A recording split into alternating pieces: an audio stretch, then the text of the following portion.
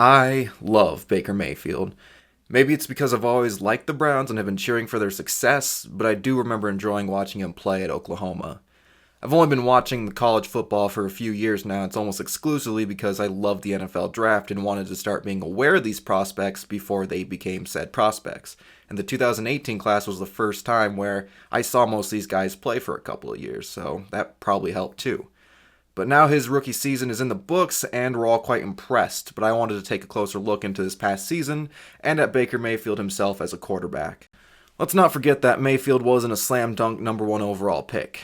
And it wasn't well known, at least to the public, that he was going to be the Browns pick up until about maybe 24 hours before the draft began.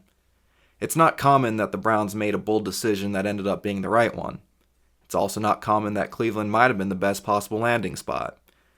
Half a season under Hugh Jackson certainly wasn't ideal, but alongside multiple young receiving targets, a reliable veteran receiving target in Jarvis Landry, a super solid run game, and one of the better offensive lines in the league, and believe it or not, the Browns were allowing Baker to flourish. But solid surrounding cast or not, the quarterback has to perform himself and show that he was worth the draft pick. And did Baker do so? And it all started on a September Thursday night. It would have been Baker versus Darnold, the first and third picks of the draft, the top quarterbacks going up against each other on prime time. But to this point, the Browns were still starting veteran Tyrod Taylor. Nearly halfway into the game, and the Jets were pitching a shutout, and Taylor was now banged up. So enter the matchup that we had all been waiting for. Mayfield gave the Browns a spark they desperately needed and got points on the board right before half. This from 45. He pushes it through. Now, the Browns weren't getting into the end zone right away, but the offense was flowing far better than before, and they managed to punch it in right before the end of the third quarter and added this cherry on top. Joku comes in tight in this formation.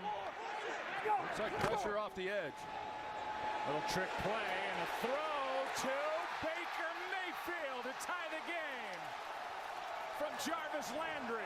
With the game coming down to the wire, Baker and the Browns offense went to work, and even though he didn't get the touchdown, the legend of Baker Mayfield began. The Browns got their first win in over 630 days. Downfield pass is picked by Mitchell. Browns are going to win.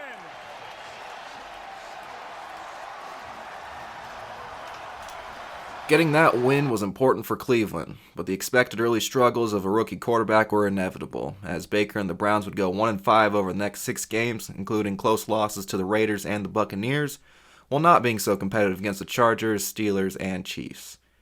Baker was okay-ish in this time, but was sacked 21 times. For a rookie, he wasn't the reason Cleveland was losing, but he wasn't helping either, though it did lead to one positive change. Head coach Hugh Jackson would be fired after Week 8's loss to Pittsburgh, leading to Greg Williams' promotion to interim head coach and Freddie Kitchens' rise from running back coach to offensive coordinator. Their first week in charge against Kansas City wouldn't go too well, but the change the Browns desperately needed would begin to pay off shortly after. It started with a win against Atlanta, and Baker was on fire. The fake to Chubb. Mayfield under pressure. Fires to the end zone, and the catch is made. And that momentum continued against rival Cincinnati the next week. And he's going to go to Chubb. And did he go? Yes, he did! But rookie woes came back against a formidable defense as Houston made Mayfield's life difficult all game. That wouldn't keep Baker or the Browns down as they streaked for 3 straight wins afterwards with 3 solid performances from the young quarterback. The season finale against Baltimore made for a close game, but they couldn't quite finish off the Ravens, who had playoff aspirations. Good protection, tough throw, and it is intercepted. Second half of the season, Baker Mayfield was a completely different animal. The Browns finished the season how you want to, with a 5-2 record and incredible development out of the first overall pick. Most of his stats improved, but the best improvement by far was that sack number, going down from 21 to just 3 in the same amount of games, going 5 of those games without a sack at all. He finished the season with the Browns' rookie passing yards record, and as well as breaking Peyton Manning and Russell Wilson's rookie touchdown record with 27, and that was without starting the first 3 games. But most importantly, the Browns finally had hope going forward. So now with the season behind us, we're going to take a look into Baker Mayfield, the quarterback, the traits he's shown so far, what he's already doing well, and where he needs to improve.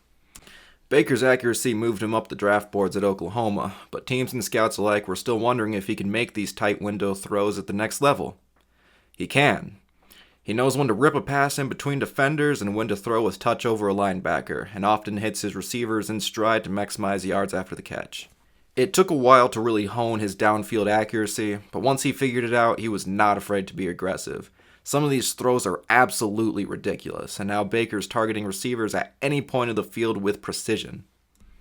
If I have to choose any weakness for my rookie quarterback to have, it's probably overconfidence. But going into his second season, I'll want to see Mayfield tighten up a little bit and start getting rid of some of these passes that weren't there. Baker was up there with interceptions, and that's one thing I didn't see get better as the season went on. You'd see him lock on early and make throws that he shouldn't have or just weren't there at all. Start taking care of the ball better, and Cleveland's going to be in a lot more favorable positions. But this is an issue most rookies have, so I'm not too worried about it. This almost seems necessary for quarterbacks these days, but pocket presence will always be important.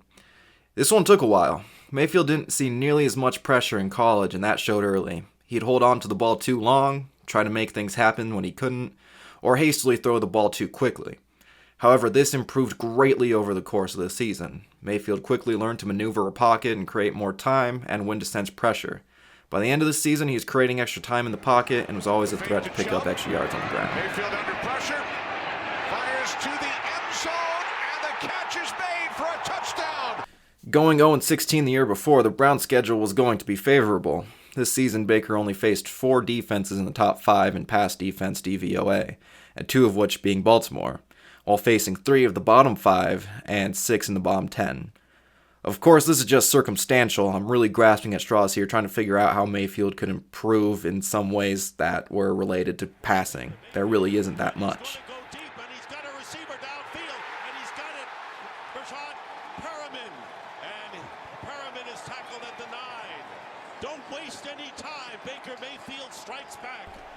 Baker Mayfield demonstrated everything I wanted to see out of a young quarterback, and even his issues look like something that can be ironed out over time. For the first time in a long time, I can honestly say the Browns have a bright future ahead of them, and they can be a playoff team as early as next season. They don't just have the quarterback. This is a talented roster and a new head coach that showed a lot of promise as a play caller. Out goes one Cleveland legend, enter the next savior. I'm a huge Baker Mayfield fan and cannot wait to watch him play next year. He and the Browns are going to be really fun to watch, and I think fans can finally take a huge sigh of relief. That jersey finally found a name. Thank you guys for watching. This is still very early into this video making phase, so if you guys would show any type of support, I'd really appreciate it, whether it be a like or subscription or just a comment. I'll take whatever I can get, and if you want to jump on this bandwagon before it goes anywhere, feel free. I'd really appreciate it. Otherwise, just have a nice day, and thank you for watching.